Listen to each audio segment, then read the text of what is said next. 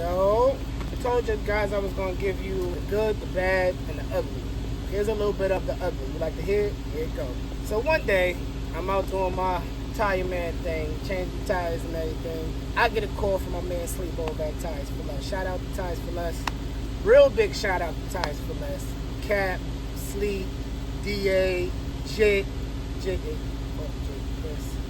whichever one, Los, and the rest of the guys in there. I'm telling you, everything that I know about this business, I have them to thank. From tire changing to truck tires to even motorcycle tire. I mean, anything that I needed to learn about this business, I learned from them. So this is my salute to Tires for Less.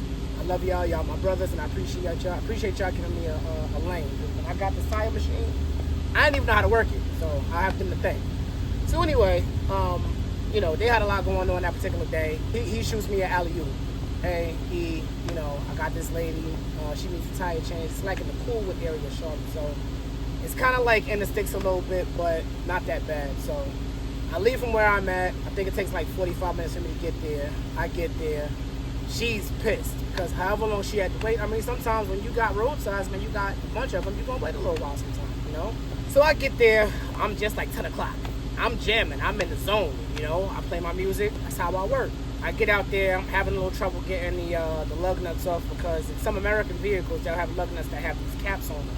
I don't have any visual aids for you, but some American vehicles have caps on the lug nuts and they strip really easily. So that was the case with this particular customer. It's her significant other, and the baby. Now, granted, they've been out there for a while, I understand, but I got there in 45 minutes. Tire change took maybe 20, 25. It was a cool winter evening, and, I got it done. I got the job done. So I'm thinking everything is all fine, well and good. When I called her on the phone initially, we established a price. After I get the tire job done, she's like, oh, I waited out here all of this time. I think I should get a discount. And I'm like, miss, when I called you and I told you I was on the way, you never said anything about wanting to get a discount. You wait until after I get the tire change done. I'm not doing a negotiating game.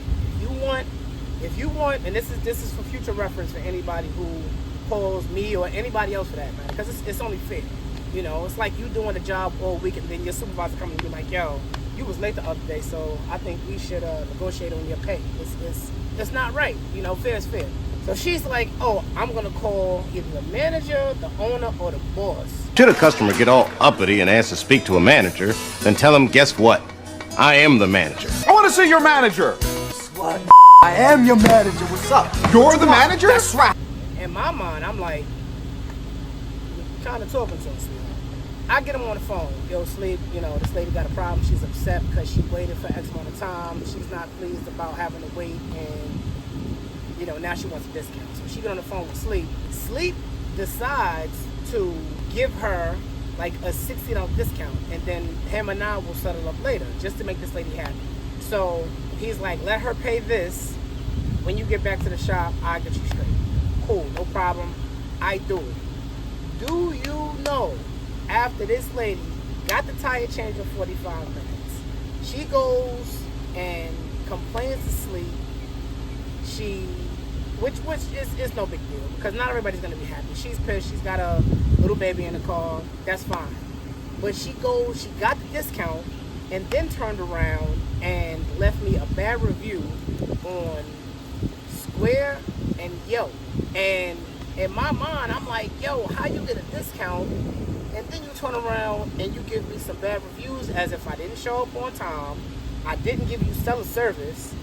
I mean, it's crazy. You're not going to please everybody, even though I aim to please. But, I mean, some people are just going to be upset with your service no matter what you do to try and make the situation as easy for them as possible.